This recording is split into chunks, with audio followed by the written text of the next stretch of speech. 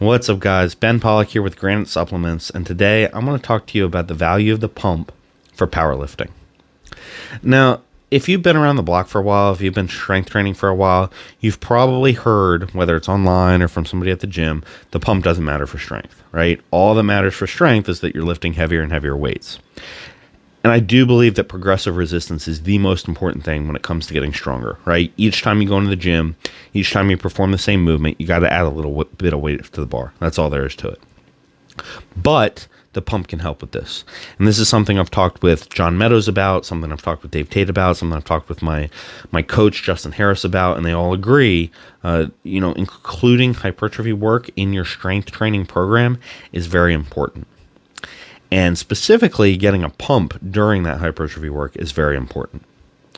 So you've probably already know that the pump helps deliver nutrients to the muscles, right? You have that increased blood flow. And there's some research, some anecdotal evidence that suggests that this can increase muscle growth. Now, we're not too concerned about muscle growth. We're concerned about strength. So why does that matter? In my experience, when you get a really good pump, you can feel your muscles working better. You can go in the gym very easily and try this, all right? Just go into the gym, do some very, very light flies. Take something that you could do for a set of 50 maybe, and crank out 30 reps, but you're going to go slow and controlled, and you're going to try and squeeze the hell out of your pecs, okay? Once you got that nice pump going, go over to the flat bench, do some light flat bench, and again, really focus on squeezing the pecs, and tell me if you don't feel a difference in your explosiveness off your chest. 90% of you, I swear, 90% of you will feel a pretty big difference, and it's pretty awesome. This is an example of how the mind-muscle connection can be improved through the pump, and how an improved mind-muscle connection can actually be really important in powerlifting.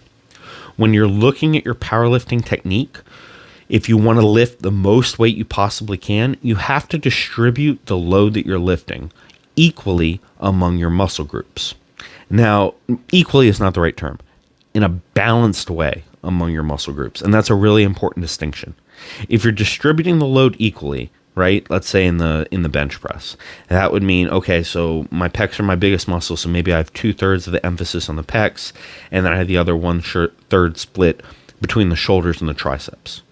But if I'm a guy, and I'm not, but if I'm a guy who had massive, massive triceps, I want a lot more than 1/3 of that load on my arms, right? I want to be using maybe half the load on my arms. That's what I mean by balanced.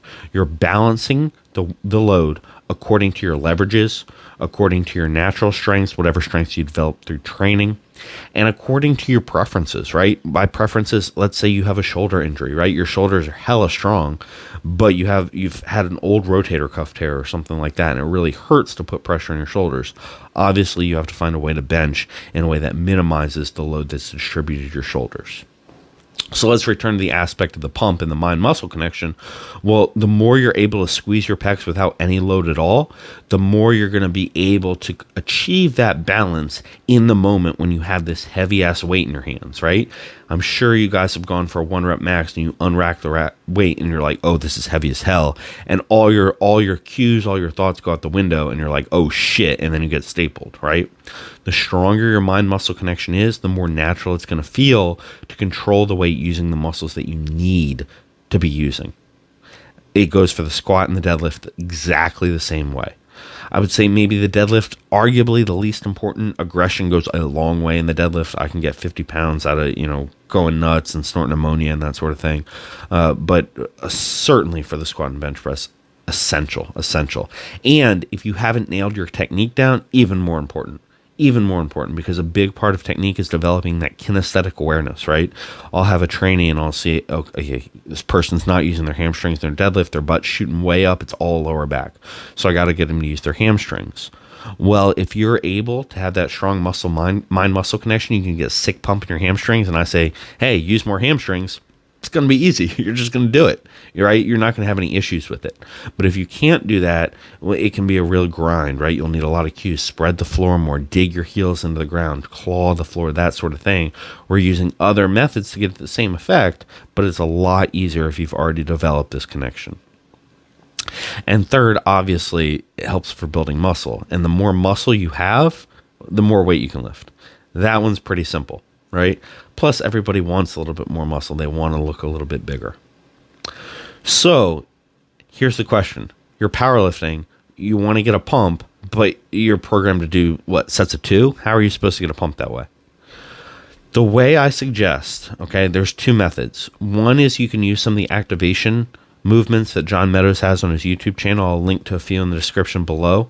I find that those are very, very helpful. I also find that this is something Matt Wenning does, starting off with something like those flies that we talked about at the beginning of the video. Very, very light movement, sets of 25 to 30, just trying to get a small pump going. You're not trying to pre-fatigue these muscles, okay? You have to use them to their maximum when you're lifting your heavy weight, but if you can get a little blood flow through there first, it's going to help with all that stuff we talked about, and it's going to help prevent injury.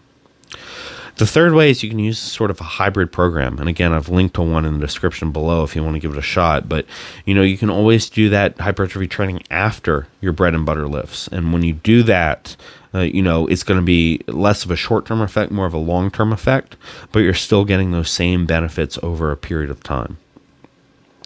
You also have to look at the short term, okay? If you want to have a good pump in your training, you have to make sure you're nailing that peri-workout nutrition. I can't stress this hard enough. I know it's kind of a buzzword right now, peri-workout nutrition, and I hate that because it's not a marketing gimmick, okay? It really, really is important. 1.5 to 2 hours before you train, you want a whole food meal.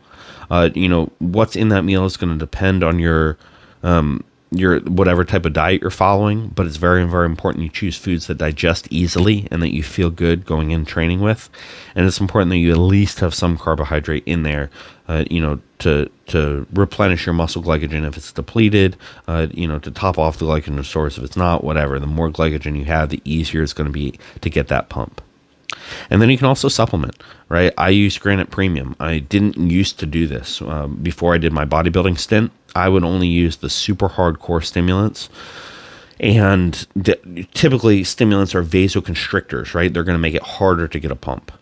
Premium does have some vasoconstrictors in it. It does have caffeine, but it also has L-citrulline. And L-citrulline is vasodilator. Is going to help you get more of a pump, and it's really beneficial in that way. There are lots of different supplements that can do this. I'm not saying you have to use Premium. It's just the one that I prefer.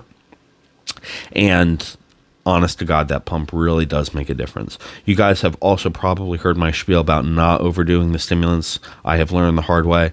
So Granite's product has a fairly low amount of caffeine, so I enjoy it for that reasons as well. Again, you don't have to use that specific product. You don't have to use a product at all, but you do have to nail your peri-workout nutrition. So during your training, you want some form of simple carbohydrates that you're taking in. I really like the branched chain dextrose, the HBCD, I believe is what it's called. I'm sorry, I don't know the technical terms. I could look it up for y'all. I'll link to some science on Examine in the description below if you're interested in that kind of thing. The high molecular weight carbohydrates that are like that product, they really help digest faster. You're not feeling all gross during your training when you're drinking them, and they really, really do help with the pump. Again, you don't have to use that. You can have Gatorade. You can have frickin' honey, gummy bears, Starburst, whatever the hell you want. But I do think that having some form of carbohydrate during your training is... I'm sorry, guys. It's early. I'm having brain farts. You should also be getting at least 6 grams of leucine in during your training. Lots of research has shown that leucine is a trigger for muscle protein synthesis. That's what's going to help you build muscle over the long term. Okay.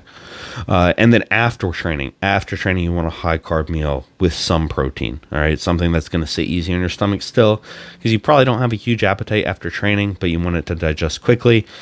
And you want to get those nutrients back to the muscles. You want to replenish your glycogen stores. You want to be able to keep your recovery as high as possible so that the next day you can go in and train hard as well. So those are my tips on training for the pump and powerlifting. I hope you found them helpful. Please leave some feedback in the description below so that I can improve on these videos, so that I can do better for you guys, for myself, for everybody. Okay? Until next time, think strong and train hard.